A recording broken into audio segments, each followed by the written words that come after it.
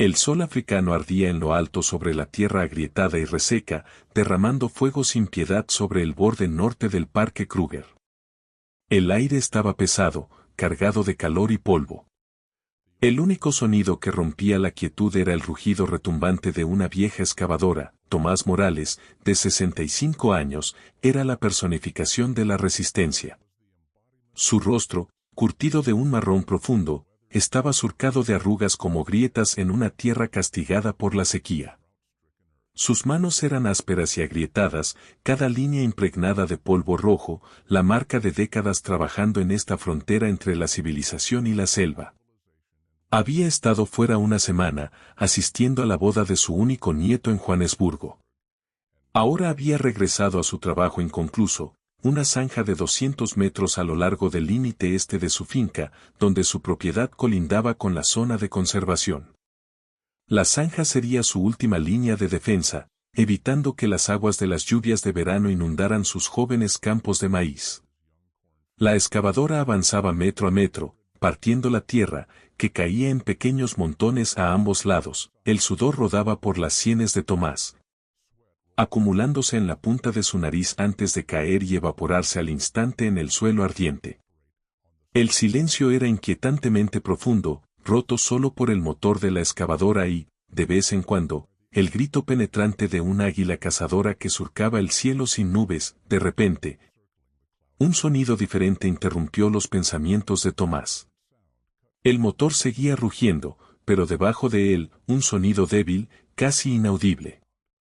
Tomás apagó la máquina de inmediato. En el repentino silencio, el sonido se repitió, un gemido doloroso, como el gruñido de un gran felino en sus últimos estertores. Tomás bajó de la cabina del operador, avanzando con cautela. Al llegar al borde de la zanja, se inclinó, entrecerrando los ojos bajo la luz cegadora del sol. En el fondo, a unos 2 metros bajo tierra, había un borrón de amarillo y negro moteado, desvaneciéndose en el polvo que se asentaba. Cuando el polvo se disipó, el corazón de Tomás pareció detenerse. Allí yacía un leopardo adulto, de unos 4 años, no el poderoso y musculoso leopardo que alguna vez había vislumbrado en los campos al amanecer. Este animal era solo la sombra de un depredador. Su pelaje dorado, antes orgulloso, ahora estaba opaco, cubierto de polvo, apelmazado en parches. Sus costillas sobresalían como barras de hierro oxidado bajo una piel estirada y delgada. Su vientre estaba profundamente hundido, evidencia de muchos días sin comida ni agua. Sus ojos amarillos parpadearon débilmente al notar la presencia de Tomás, pero le faltaba fuerza para reaccionar. Sus patas delanteras rascaron ligeramente la tierra, creando 5 marcas paralelas, como si intentara alcanzar algo fuera de su alcance, tal vez la vida que se le escapaba lentamente. Tomás sintió un dolor agudo en el pecho, una mezcla de culpa y remordimiento.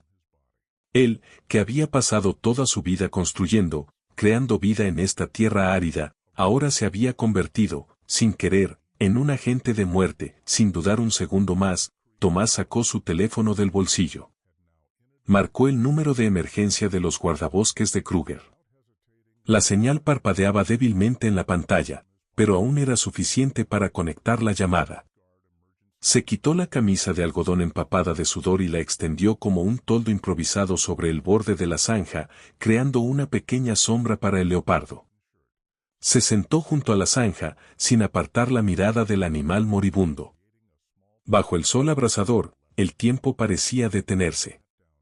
Cada segundo se alargaba como una eternidad. De pronto, los oídos de Tomás captaron un sonido familiar, el eco lejano de un motor. Se levantó de un salto, agitando la mano hacia una nube de polvo que se acercaba. Un vehículo todoterreno del área de conservación de Kruger apareció a la vista, sus ruedas levantando grueso polvo rojo. 2 figuras salieron rápidamente, cargando grandes bolsas de equipo de rescate. Tomás los reconoció de inmediato: Ricardo Torres y Marcos Echeverría, 2 guardabosques veteranos del área de conservación de Kruger. Los había conocido varias veces en reuniones comunitarias sobre prevención de incendios forestales y protección de la fauna. La expresión de Marcos se ensombreció al ver al leopardo. Sacó un pequeño dispositivo de su mochila y midió la temperatura a distancia. El número en la pantalla lo hizo fruncir el ceño, 38.5 grados centígrados. Demasiado bajo para la temperatura normal de un leopardo sano. 5 días, dijo Marcos.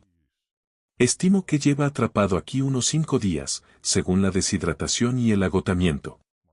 Tomás asintió, la culpa pesándole como una piedra en el pecho. Había estado fuera exactamente 5 días.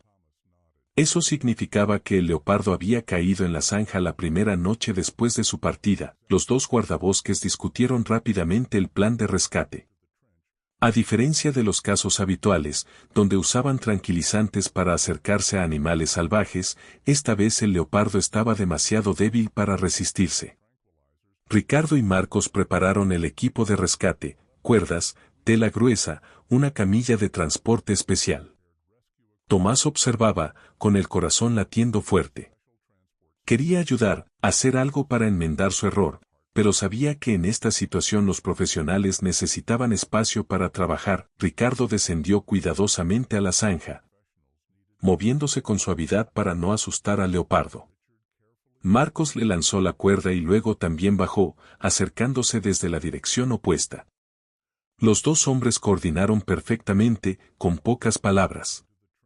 Ricardo sujetó la cabeza y los hombros, Marcos, las patas traseras y el lomo. Con cuidado, pasaron la cuerda por debajo del cuerpo del leopardo. Tomás se arrodilló junto al borde de la zanja, tirando de la cuerda cuando Ricardo dio la señal. Poco a poco, el cuerpo pesado pero demacrado del leopardo fue elevado desde el fondo de la zanja. El sudor corría por las frentes de los tres hombres, no solo por el peso, sino por la tensión, la preocupación de que el leopardo no sobreviviera al traslado. Finalmente, el leopardo yacía seguro en el suelo, colocado con cuidado sobre la tela gruesa. Lo cubrieron con una manta húmeda para bajar su temperatura corporal y mantener la humedad. Tomás corrió a buscar su botella de agua. Ricardo mojó un paño pequeño en el agua y exprimió unas gotas en la boca del leopardo. Los tres hombres juntos llevaron al leopardo al vehículo, colocándolo con cuidado en un cojín especial en la parte trasera. Tomás observó cómo el vehículo se alejaba lentamente, luego aceleraba, desapareciendo en una nube de polvo rojo en el camino hacia la carretera. En su corazón resonaba una oración silenciosa, dirigida a cualquier dios que pudiera estar escuchando. El vehículo de los guardabosques corría por el paisaje árido, dejando tras de sí un rastro de polvo rojo sangre. En la cabina del conductor, Ricardo manejaba el volante con absoluta concentración, sin apartar los ojos del camino. Cada bache, cada tramo áspero, podía causar un impacto al leopardo debilitado en la parte trasera. Marcos estaba sentado junto al animal, con una mano suavemente colocada en su cuello, sintiendo el pulso débil bajo el pelaje apelmazado. Miró su reloj, luego al leopardo, calculando el tiempo restante. Cada minuto que pasaba, cada salto del vehículo en el camino accidentado, podía ser la gota que colmara el vaso. El paisaje a ambos lados del camino cambió gradualmente de campos cultivados a la zona de amortiguación del área de conservación de Kruger, donde arbustos espinosos y hierba seca de sabana dominaban. De vez en cuando, un antílope o una cebra aparecía a lo lejos, sobresaltándose y corriendo al escuchar el motor. La estación veterinaria de Escucusa apareció adelante. Un edificio blanco de una sola planta situado modestamente entre las copas de los árboles. El vehículo frenó, las ruedas hundiéndose en la capa de grava. La bocina sonó 3 veces cortas, una señal de emergencia que todo el personal conocía. Menos de 5 segundos después de que el vehículo se detuviera, la puerta de la estación veterinaria se abrió de golpe. Un grupo de 4 personas con uniformes médicos verdes salió rápidamente, empujando una camilla de emergencia especial. La doctora Sara López, jefa de la estación veterinaria, lideraba el grupo. A sus 50 años, era una de las principales expertas en vida silvestre de Sudáfrica, con 25 años de experiencia tratando criaturas que la mayoría solo se atrevía a observar desde lejos. El leopardo fue transferido del vehículo a la camilla, cada movimiento cuidadosamente calculado para evitar lesiones adicionales. En la sala de emergencias, las luces blancas intensas iluminaban el cuerpo demacrado del leopardo, destacando cada detalle alarmante, costillas sobresalientes, piel hundida entre las articulaciones óseas.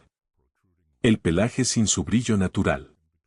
La doctora López realizó un examen completo rápidamente. El diagnóstico fue claro: desnutrición aguda, deshidratación severa, temperatura corporal baja. Se estableció una vía intravenosa en la pata delantera. Una solución de lactato de eringue mezclada con destroza al 5% comenzó a fluir en el sistema circulatorio del leopardo, llevando esperanza en forma de moléculas químicas simples: sodio, potasio, calcio, cloruro, elementos esenciales para la vida. Ricardo y Marcos permanecieron en silencio en una esquina de la sala, sin querer estorbar al equipo médico, pero también incapaces de irse. Esto era una parte importante de su trabajo, no solo rescatar animales salvajes de situaciones peligrosas, sino supervisar su proceso de recuperación. Los primeros indicadores comenzaron a mejorar. La temperatura corporal aumentó gradualmente desde 38.5 grados centígrados, acercándose al 39.2 grados centígrados normal de un leopardo sano. El color de las mucosas cambió de pálido a rosa claro, una señal de que los niveles de oxígeno en la sangre estaban subiendo. El latido lento y débil se volvió más fuerte y regular. La primera noche pasó en espera y tensión. El leopardo yacía inmóvil en la mesa de operaciones, rodeado por el equipo de monitoreo más avanzado que la medicina veterinaria moderna podía ofrecer. La doctora López y su equipo se turnaron en la guardia, sin dejar solo al leopardo ni por un minuto. El primer amanecer tiñó el cielo del este de rosa. La luz matutina se filtraba por la ventana de la sala de emergencias, creando largas franjas brillantes en el suelo. La doctora López seguía de pie junto al leopardo, habiendo permanecido despierta toda la noche para monitorear cada cambio. Y ahora, con la primera luz natural, notó algo diferente. El leopardo había abierto los ojos. No era la mirada sin vida de un animal moribundo, sino ojos alerta, conscientes. Los ojos dorados la miraron directamente, no con el miedo o la agresión típica de los animales salvajes al contacto con humanos, sino con una calma inusual, casi como si entendiera. A lo largo del primer día, el leopardo permaneció inmóvil, demasiado débil para moverse, pero los signos vitales continuaron mejorando. Comenzó a responder a los estímulos del entorno. Sus orejas se movían ligeramente ante sonidos extraños. Sus ojos seguían los movimientos del equipo médico mientras se desplazaban por la sala. El segundo día marcó un avance importante en el proceso de recuperación. El leopardo pudo sentarse, aunque necesitaba apoyo. El tubo gástrico fue reemplazado por un alimento líquido especial diseñado para carnívoros en recuperación. El líquido marrón oscuro, rico en proteínas, se le administraba en la boca con una jeringa sin aguja. Al principio, lo rechazó, girando la cabeza, pero luego, tal vez impulsado por el instinto de supervivencia, comenzó a lamer el alimento, un sorbo pequeño a la vez. Tomás vino a visitar al caer la tarde. Su rostro estaba marcado por arrugas de preocupación, sus ojos con ojeras por la falta de sueño. La doctora López lo llevó a la sala de emergencias, donde el leopardo aún yacía, rodeado de máquinas y cables. Tomás se detuvo en la puerta, como si no se atreviera a entrar. Sus ojos se abrieron de par en par al ver al leopardo, aún demacrado y débil, pero claramente consciente, con ojos alerta que recorrían la sala y se detuvieron en él. Hubo un momento extraño cuando los ojos del hombre y del animal se encontraron. No era miedo, no era hostilidad, sino una forma de comunicación más allá del lenguaje. Un reconocimiento silencioso de la conexión que se había creado entre ellos, el que había causado el desastre sin querer y el que se había convertido en víctima sin querer. Los días siguientes presenciaron la notable recuperación del leopardo. Cada día se fortalecía un poco más. De solo poder yacer débilmente en la mesa de operaciones, gradualmente pudo sentarse, luego ponerse de pie, aunque sus patas aún temblaban. El estómago, que se había contraído tras un largo periodo sin comida, ahora podía aceptar más, desde pequeñas comidas con carne molida y suplementos hasta trozos de carne fresca entera.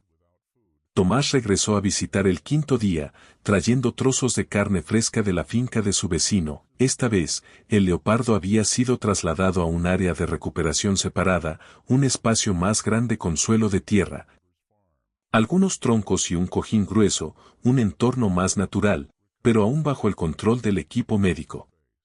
El leopardo se sentó cuando Tomás se acercó a la valla de seguridad. Ya no era la criatura moribunda que Tomás había encontrado en el fondo de la zanja. Sus ojos estaban más brillantes, su cuerpo aún delgado, pero comenzando a mostrar signos de músculo bajo la piel. Miró a Tomás intensamente, con la cabeza ligeramente inclinada hacia un lado, como si intentara recordar. «Te reconoce», dijo la doctora López en voz baja, parada junto a Tomás. «Los animales salvajes tienen una memoria mucho mejor de lo que pensamos». Tomás asintió, sin saber qué decir. Había una conexión extraña entre él y el leopardo. No era amistad, no exactamente entendimiento, sino un vínculo invisible creado por los momentos de vida y muerte que habían compartido. El leopardo se recuperaba más rápido de lo que el equipo médico había predicho. En unos días más, lo trasladarían al área semisalvaje para continuar el proceso de recuperación. El área semisalvaje era una gran zona dentro del área de conservación de Kruger, rodeada de cercas eléctricas. Allí, los animales que habían pasado la fase inicial de tratamiento podían readaptarse gradualmente al entorno natural antes de ser liberados completamente en la selva. El séptimo día marcó un hito importante. El leopardo pudo caminar por su área de recuperación. Aunque aún algo débil en las patas traseras, había podido comer grandes trozos de carne, desgarrándolos con dientes afilados, casi como lo haría con una presa en la selva. Su peso aumentaba gradualmente. Su pelaje comenzaba a recuperar su brillo natural. La doctora López decidió que era hora de trasladarlo al área semisalvaje. Esta decisión no estaba exenta de riesgos. Una vez fuera de la estación veterinaria, el leopardo enfrentaría muchos más desafíos, pero era un paso necesario en el proceso de recuperación. Un leopardo no podía regresar a la selva si se había acostumbrado al cuidado y la protección humana. En la mañana del octavo día, un equipo especial de guardabosques llegó a la estación veterinaria. Trajeron una jaula de transporte grande diseñada específicamente para carnívoros medianos como leopardos.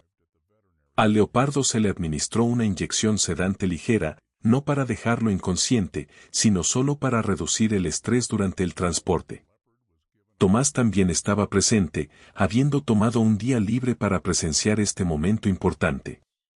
Se quedó junto a Ricardo y Marcos, observando cómo colocaban cuidadosamente al leopardo en la jaula.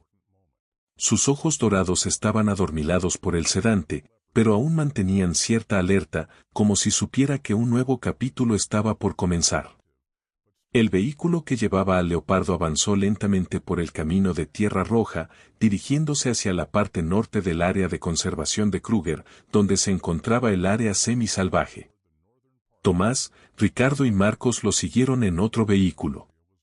Nadie habló mucho, cada uno inmerso en sus propios pensamientos sobre este extraño viaje, desde encontrar al leopardo moribundo en la zanja hasta este momento. Cuando estaba a punto de dar sus primeros pasos de regreso al mundo salvaje, el área semisalvaje tenía unas 5 hectáreas, rodeada por una cerca eléctrica de 3 metros de altura. Dentro había un entorno natural en miniatura de la sabana africana, arbustos espinosos, pastos dorados, algunos árboles de acacia solitarios que creaban parches de sombra raros. Un pequeño estanque en el centro proporcionaba agua potable valiosa. La jaula que contenía al leopardo fue colocada cerca de la puerta, con la apertura hacia el área. La puerta de la jaula se abrió de forma remota usando un cordón, garantizando la seguridad del equipo de rescate. Todos retrocedieron, manteniéndose a una distancia segura, esperando la reacción del leopardo. Al principio, no pasó nada. El leopardo permaneció inmóvil en la jaula, tal vez por el efecto del sedante o por la confusión ante el nuevo entorno. Pero después de unos minutos, apareció un pequeño movimiento. Levantó la cabeza, su nariz olfateando el aire. El olor de la pradera, de la tierra húmeda junto al estanque, de la libertad, estimuló sus sentidos.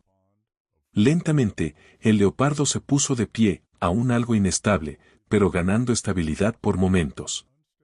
Salió de la jaula, paso a paso, con cautela, pero sin miedo. Cuando estuvo completamente fuera de la jaula, se detuvo, como evaluando la situación. Luego, en un momento memorable, giró la cabeza hacia atrás, mirando al grupo de personas que observaban.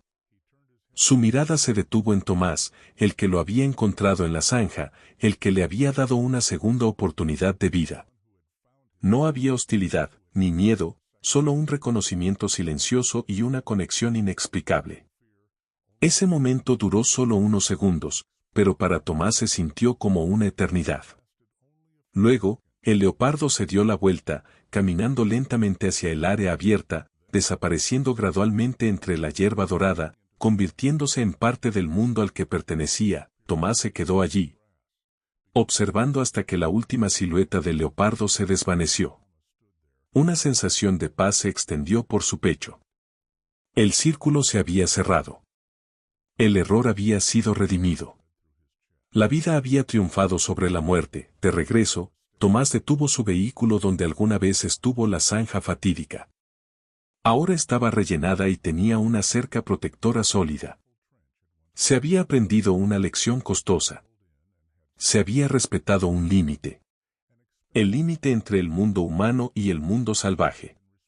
Un límite que, cuando se respeta, permite que ambos lados coexistan y prosperen.